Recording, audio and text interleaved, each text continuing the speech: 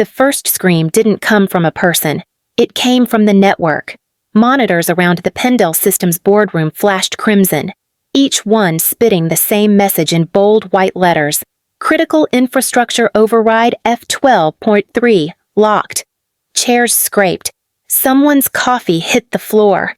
The hum of servers outside the glass wall turned from background noise into something alive, something waiting. CFO Cassandra Green lowered her phone, her voice cutting through the panic. "The bank just called," she said. "Explain what you told her to do." No one spoke, not even the CEO. Kenneth Rourke, six-figure suit and empty confidence, blinked at the frozen screen like it had betrayed him. "This is ridiculous," he muttered. "Restart the transfer scripts." "They're not scripts," Cassandra said flatly. "They're locks." And they were written by her. Silence swallowed the room. Outside the glass, a crowd of analysts stood frozen. Every payroll, every vendor account, every line of digital money in Pendale's network stopped cold. Somewhere across the city, my phone buzzed once and went still. I didn't answer. "My name is Elaine Mercer, 46 years old. Until this morning, I was the woman who made sure these systems never failed. The quiet one. The too careful one. The one they decided needed a lesson. Now they were learning it. When they pinned my photo on HR's glass wall with the words, 'Needs a lesson' written in red marker, I didn't argue. I walked out. 15 minutes later, the CFO's call hit like thunder, from what I heard. Kenneth tried to laugh it off at first. He said, "She'll come crawling back when her severance dries up." But then Cassandra's voice calm. Surgical cut him open. "Ken, the bank has frozen every account over $10,000. They want to know who revoked Mercer's credentials." He didn't have an answer. That was the moment everything stopped, not because the system failed, but because it finally did what it was designed to do, protect itself from him. And it all began 48 hours earlier. Monday mornings at Pendale always felt sterile, polished floors, air that smelled like toner and ambition. But that morning, something was off. The noise wasn't the usual clatter of keyboards and half-distracted chatter. It was the sound of nothing, silence pretending to be normal. I walked through the glass lobby, my reflection ghosting beside the company logo I'd helped design during a rebrand 4 years ago. Pendale Precision for Tomorrow. The irony landed heavy. The first person I passed was Tim from procurement. Normally, he'd stop to complain about vendor quotes or the price of paper clips. That day, he kept his eyes on his screen, jaw tight. Then came Marcy from HR, her smile, usually sharp enough to cut glass, flickered and vanished as soon as she saw me. I didn't have enemies here, not really. Just people who preferred comfort over confrontation. When I reached the elevator, I swiped my badge out of habit. The light blinked red. Once. Twice. The third time. Still nothing. I gave a half laugh. Tried again. The security guard glanced up, phone already in hand. "You might want to check with HR," he said quietly, not meeting my eyes. The words felt rehearsed. By the time the elevator arrived, whispers had started soft, like paper tearing. A few heads turned from their desks as I passed, faces I'd trained, people who'd learned from my systems. No one spoke. Upstairs, the HR hallway smelled like cheap coffee and tension. My heels clicked against the tile, steady, deliberate. On the frosted glass wall ahead, something caught the light. My own face, printed on white paper, pinned just below the words written in thick red marker. "Needs a lesson." I stopped breathing for a moment. The room behind the glass was still 2 HR reps pretending to scroll through emails, a third looking anywhere but at me. And then I heard it, a familiar voice behind me, smooth, rehearsed, casual as a handshake. "Well," said Kenneth Rourke, leaning against the doorframe with his protein shake. "Looks like we finally found our teachable moment." Kenneth's voice had the kind of confidence only ignorance could buy. He smiled as if we were co-conspirators in some harmless office prank. "Just accountability. "Elaine," he said, pushing off the doorframe. "You've been sharp lately. Thought a little reminder might help tone down the edge." I looked at him, at the reflection of my own face taped behind glass, the red ink bleeding slightly where someone had pressed too hard with the marker. My hair in the photo was from last year's company profile update, the same week I'd spent 48 hours straight reconciling invoices after the audit software crashed. The edge he meant was the email I'd sent on Friday correcting his number's $14,000 mislabeled as miscellaneous project costs. It wasn't the first time I'd caught him bending the ledger to keep quarterly bonuses clean. He'd called it initiative. I'd called it fraud waiting to happen. Behind him, one of the HR coordinators shuffled papers just to fill the silence. Another stared at her keyboard, pretending to type. The air in that room was thick with cowardice, the kind that wears perfume and hides behind policies.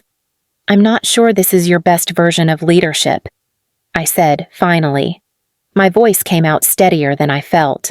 Kenneth tilted his head, that half smirk of his never faltering. "You'll thank me later. A little humility goes a long way around here." I could have argued. I could have listed every vendor discrepancy I'd flagged, every late-night fix that had kept his empire of half-truths standing, but the words would have gone to waste.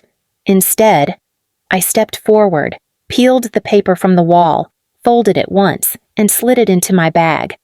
"Noted," I said quietly. He frowned, maybe expecting a scene, but I wasn't going to give him one. Rage was what he wanted, something loud enough to justify his cruelty. I straightened my jacket, met his eyes, and walked out past the rows of glass offices. My heels echoed through the corridor, each step calmer than the last. If they wanted a lesson, they were about to get one. I didn't wait for HR to call me in. There was nothing left to discuss. My name had already been written in red marker. Everything else was just paperwork. The office felt smaller than usual as I walked back to my desk. I moved carefully, methodically, like someone cleaning up after a storm no one else had noticed. I took the little fern that had survived 3 winters under fluorescent light, my backup charger, the mug that read, "I correct your math silently." I left the coffee, still half full, cooling beside the keyboard. Let him see what it feels like to lose something necessary. People looked up as I passed, the way you look at an accident you didn't stop from happening. No one spoke. I didn't blame them. They'd seen what happened to people who questioned Kenneth Rourke. The louder you were, the faster you disappeared from the org chart. In the elevator, my reflection stared back at me, tired but unbroken. I'd spent 16 years teaching this company how to stay compliant, how to build systems that could survive human error. I just never imagined I'd have to use one of those systems myself. Seattle's sky opened the moment I stepped outside. Rain hit the windshield in steady rhythm, almost soothing. I drove aimlessly for a while, down past the harbor, past the cranes that moved like tired giants over the water. My phone buzzed once, an email from HR with the subject line "exit process," and then went still, at a red light. I reached into the glove compartment. The small silver flash drive sat exactly where I'd left it, labeled in my handwriting Continuity Protocol F12.3. Last October, after the audit scare, I'd rewritten the company's compliance safeguards and automatic failsafe for any Tier 2 officer removed without proper authorization. It wasn't vengeance, it was protection, a quiet promise written in code. Now, sitting in the car with the city reflecting off the wet asphalt, I finally understood what that promise meant. I wasn't leaving empty-handed. I was leaving the match next to the fuse and letting the system decide when to light it. By the time I merged onto the freeway, the rain had softened to a mist. I turned off the wipers and let the city fade behind me, unaware that somewhere inside that glass tower, the first alarm had already sounded. 15 minutes after I left, Kenneth Rourke walked back into Pendale Systems, fresh from a lunch he'd bragged about to a client. He was still holding his protein shake when the CFO, Cassandra Green, intercepted him outside the elevators. "The bank just called," she said, voice steady but cold. "They've frozen every outgoing transfer until further notice." Kenneth laughed, the kind of dismissive sound that carried no conviction, probably a back-end glitch. I'll have IT restart the scripts. But inside the finance bullpen, the air had shifted. Junior analysts huddled around their monitors, faces pale in the fluorescent light. Every screen flashed the same message. Transfer rejected authorization mismatch. Payroll wouldn't run. Vendor payments stalled mid-process. The entire financial network had locked itself in under a minute. Try manual override. Kenneth barked. Someone reset her credentials. We can't, one of the analysts stammered. The system's asking for dual authorization from you and Mercer. The name landed like a hammer. Cassandra crossed her arms. You revoked her access this morning. Correct. Did you file a formal process? He didn't answer right away. His smirk faltered, replaced by something that looked almost human confusion edging into fear. It was temporary, he said. HR handled it. No, Cassandra replied. HR informed me they didn't. You pulled her credentials yourself, around them. The low hum of servers turned sharp, urgent. The automatic compliance clause had activated exactly as written Elaine's safeguard for the company against unapproved access removals. Only now, the company needed her to unlock it. Kenneth glanced at the red text spreading across the master screen, each new failure line reflecting off his watch. Fix it, he muttered. But no one moved. He didn't realize yet he'd already pulled the trigger. All that was left was to watch the bullet travel. The conference room on the 21st floor was called the Glass Room, for a reason walls so clear that no one could hide inside it. By mid-afternoon, the transparency felt more like exposure. Every passing employee could see the CFO standing with her tablet in hand, waiting for Kenneth Rourke to stop pretending the crisis wasn't real. Cassandra Green had been with Pendale for 12 years, long enough to know that real panic never started loud. It started with silence, the kind now hanging over the table while Kenneth scrolled through his phone as if confidence could be restored by refusing to acknowledge the red lights blinking across the monitors. Ken, she said finally, her voice measured, low. Why was Elaine Mercer's access revoked without notice? He didn't look up. Morale issue. HR had fun with it. Someone needed to set a tone. A tone, Cassandra repeated. You pinned her picture on a wall and wrote, needs a lesson. She tapped her tablet once, pulling up the compliance archive, and that tone just triggered a complete lockout. Kenneth frowned, pretending not to understand. You're exaggerating. This is a software glitch. We'll patch it by end of day. She turned the tablet toward him.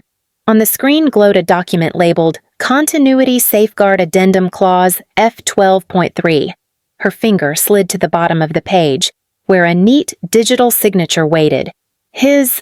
Cassandra's tone didn't change, but her eyes sharpened. Removal of a Tier 2 infrastructure officer without formal documentation automatically activates F12.3. Dual authorization from compliance and legal is now required to reopen external payments. Kenneth stared at the screen, his own name staring back. That's absurd, he said. But his voice was thinner now. She must have added it after the fact. She drafted it. Cassandra said, You approved it after the audit scare last year. I was in the room. The color drained from his face. Outside the glass, junior analysts were watching through the reflection, trying not to look like they were. Cassandra powered off the tablet and slid it across the table.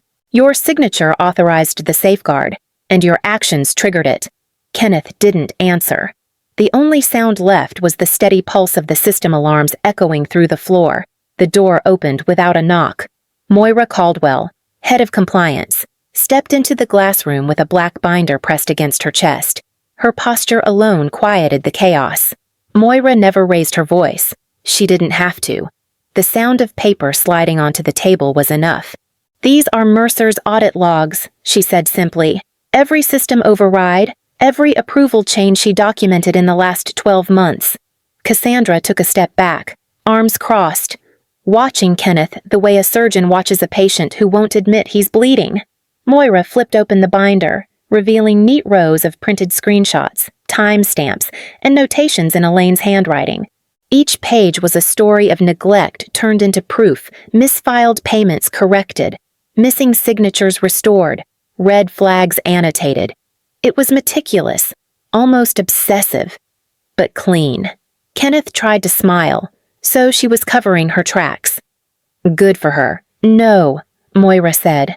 Calm and surgical. She was covering yours. She turned a page. Here's your expense code from Q2 reclassified without compliance review. She flagged it twice.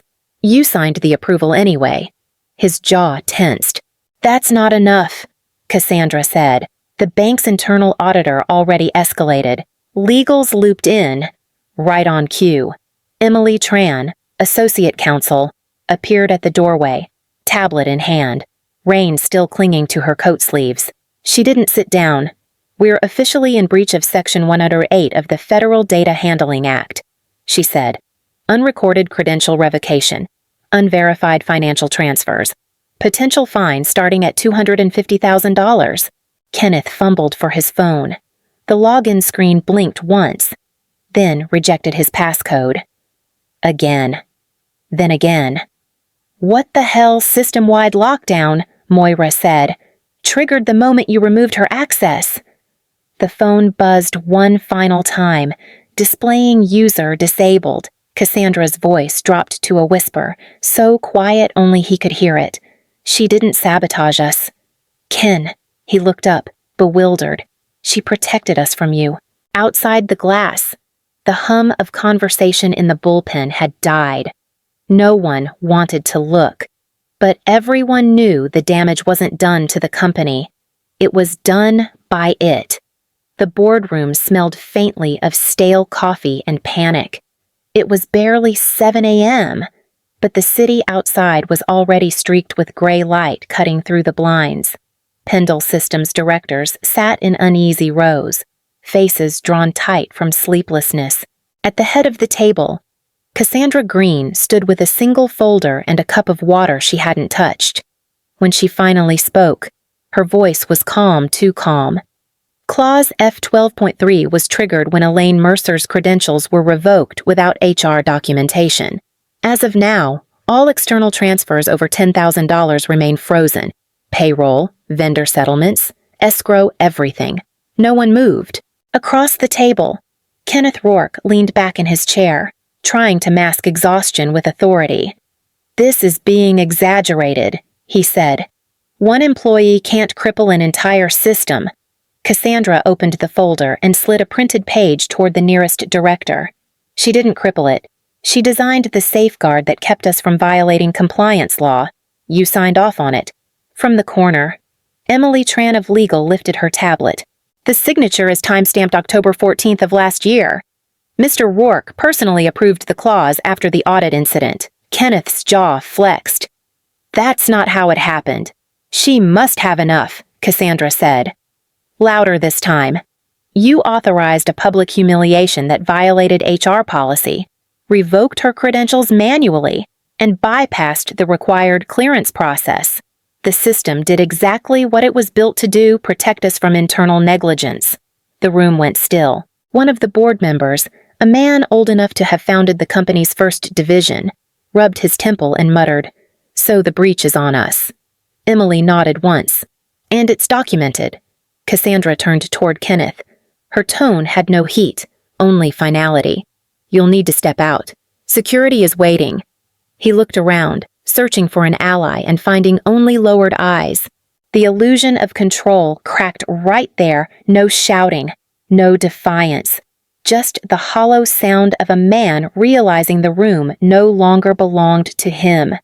As the elevator doors closed behind him, the monitors across the wall blinked once, steady red light reflecting off the table like the last pulse of a dying system. The rain hadn't stopped for 2 days, but Seattle's harbor still shimmered under the gray light. I sat by the window of a small cafe near Pier 62, my hands wrapped around a mug that had long gone cold. The city felt quieter now, as if it too was exhaling after holding its breath. My phone buzzed beside the napkin holder, for a moment. I thought it might be another message from HR. Another polite attempt to reconnect or clarify transition terms. Instead, the sender's domain caught my eye. Creswell Logistics Partners. The email was short. Ms. Mercer, we've reviewed your compliance framework at Pendale particularly. Clause F12.3. It's elegant, surgical, and precise. Our CFO would like to discuss a position on our executive compliance team. Full autonomy, immediate start, compensation reflective of your expertise. No exclamation points, no flattery. Just respect written in plain language. I read it twice, then set the phone down, staring out at the harbor.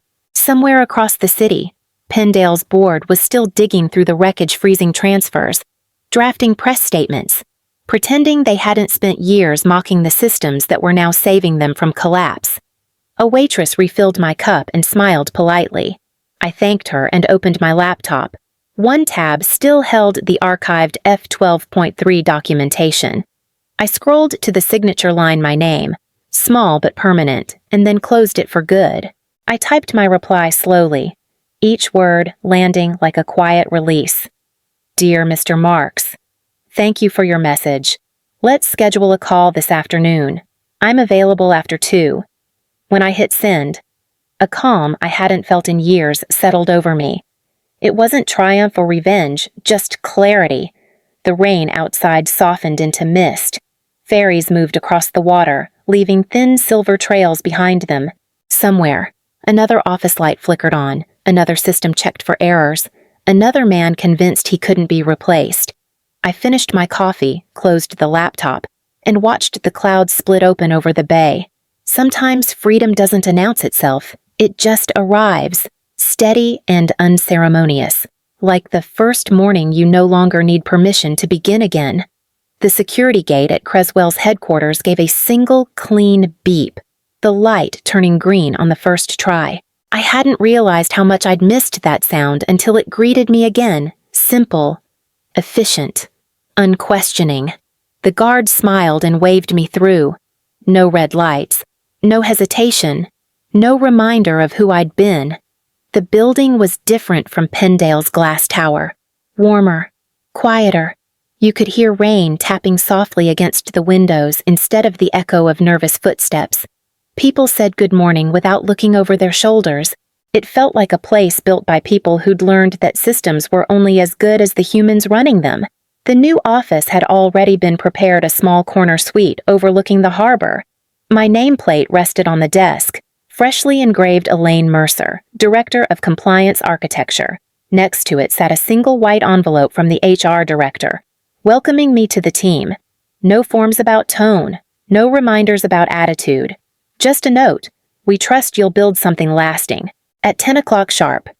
My new team filed into the conference room, 3 analysts, 1 project lead, and a nervous intern carrying 2 laptops and a coffee that sloshed over the rim. I smiled and took the marker from the tray. Let's call today's session, I said, writing slowly across the whiteboard. How not to be the lesson. They laughed lightly, uncertain at first, then genuinely. The tension broke like thin ice. For the next hour, we talked about policies, digital ethics, the invisible weight of responsibility. No one checked their phones. They listened. They wanted to learn, not to survive. By the time the workshop ended, the rain had stopped. Sunlight pressed through the clouds, catching on the glass and turning it silver. For the first time in a long while, I didn't feel like a firewall or a warning sign. I felt like a beginning,